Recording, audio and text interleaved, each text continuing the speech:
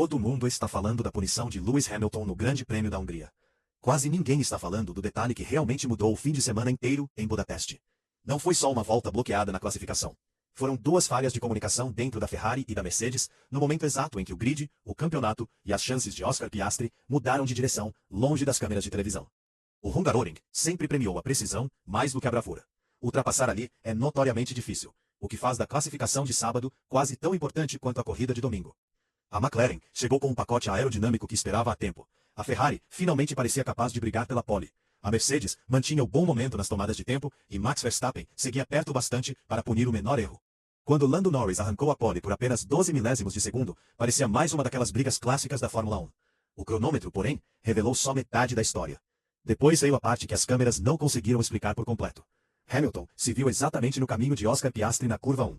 Antonelli mal levantou o pé para as bandeiras amarelas de Verstappen.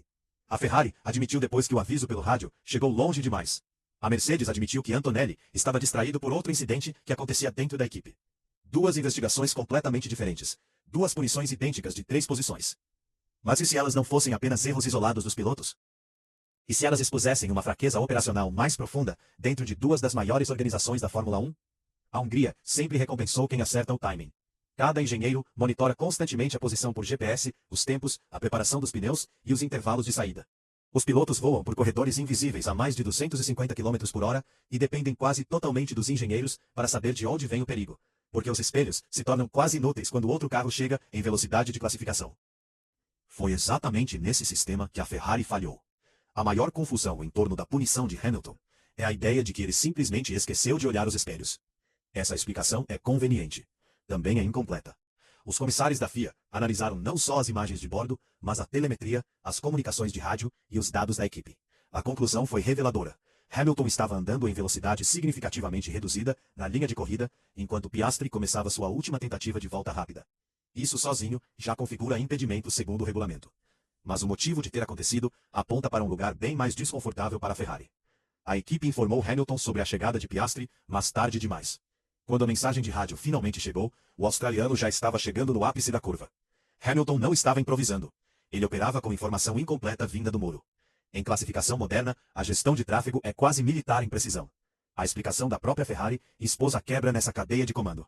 Quando Hamilton soube que Piastri vinha, a física já tinha tomado conta. Há outro detalhe sutil. Hamilton explicou que Piastri simplesmente não era visível nos espelhos por causa do ângulo da curva 1 e da posição do próprio carro na pista. Os comissários não descartaram essa afirmação.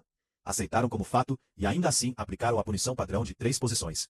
Porque a intenção é irrelevante nas regras de impedimento em classificação. A FIA nunca sugeriu que Hamilton bloqueou alguém de propósito. A punição existe porque a consequência é o que importa, não a intenção. Politicamente a Ferrari saiu mais machucada. Em vez de se falar do ritmo impressionante de Hamilton na primeira fila, a conversa mudou imediatamente para mais um erro operacional da equipe. Ao longo das últimas temporadas, a Ferrari tem sido criticada repetidamente por falhas de comunicação sob pressão.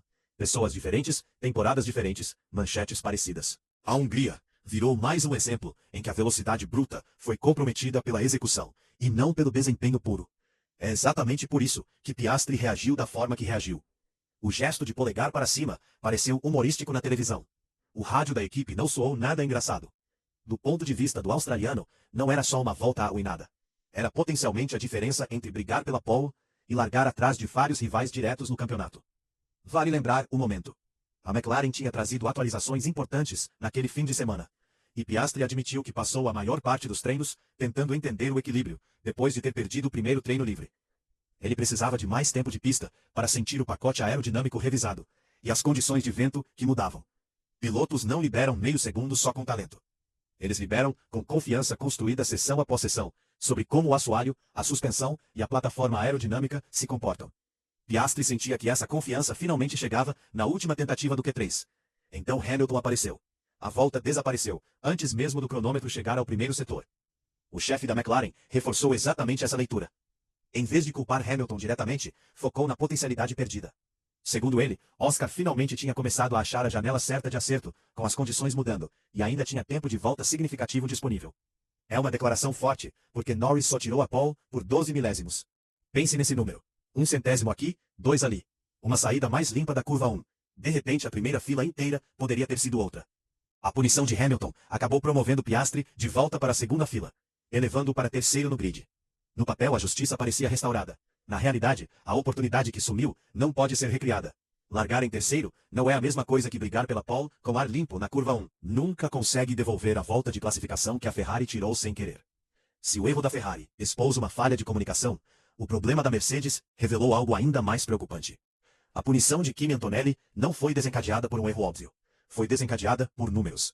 E a telemetria é brutalmente honesta. Quando Max Verstappen rodou na última curva, as bandeiras amarelas foram exibidas imediatamente. Todo piloto sabe o que isso significa. O regulamento exige redução genuína de velocidade para proteger os fiscais e os carros parados. Antonelli insistiu que reagiu na hora. Os dados confirmam parte da história. Ele levantou o pé do acelerador 16 metros antes da volta de classificação anterior. À primeira vista parece convincente. Mas a Fórmula 1 não julga intenções, julga resultados. A telemetria mostrou que, apesar de ter levantado mais cedo, Antonelli ainda atravessou o setor de bandeira amarela 54 milésimos mais rápido do que na volta anterior. Esse único número mudou tudo. Pelas diretrizes da FIA, os pilotos precisam demonstrar redução significativa de velocidade quando as bandeiras amarelas estão acesas. Só tirar o pé não basta. Se o tempo de setor ainda melhora, os comissários podem concluir que a redução não foi suficiente. Foi exatamente o que aconteceu. A Mercedes explicou depois que Antonelli estava distraído por outra questão que se desenrolava no muro de boxes no mesmo instante. Em vez de receber um aviso perfeitamente sincronizado, a comunicação chegou tarde demais para influenciar o resultado. Mais uma vez, uma pequena quebra dentro da equipe produziu consequências enormes na pista. O padrão começa a ficar claro. Duas equipes gigantes. Duas falhas de comunicação no momento mais crítico da classificação. Duas punições de 3 posições que reescreveram o grid de largada. Norris na pole. Charles Leclerc promovido para segundo. Piastri em terceiro. Verstappen em quarto. Hamilton em quinto. George Russell em sexto. Antonelli, líder do campeonato, em sétimo. O que aconteceu no domingo só confirmou o tamanho do estrago. Lando Norris controlou a corrida do começo ao fim e venceu com folga de 15 segundos. Max Verstappen chegou em segundo. Kimi Antonelli, mesmo largando mais atrás por causa da punição, subiu ao pódio em terceiro e aumentou ainda mais a vantagem no campeonato de pilotos. Charles Leclerc terminou em quarto. Lewis Hamilton cruzou a linha em quarto lugar, mas levou mais uma punição de 5 segundos por excesso de velocidade no pit lane e caiu para quinto. Oscar Piastri abandonou. As duas falhas de comunicação que aconteceram longe das câmeras no sábado não decidiram apenas a classificação. Elas reescreveram o fim de semana inteiro e deixaram um recado claro para 2026. Na Fórmula 1 atual, o erro no muro pode custar mais caro do que qualquer erro do piloto na pista.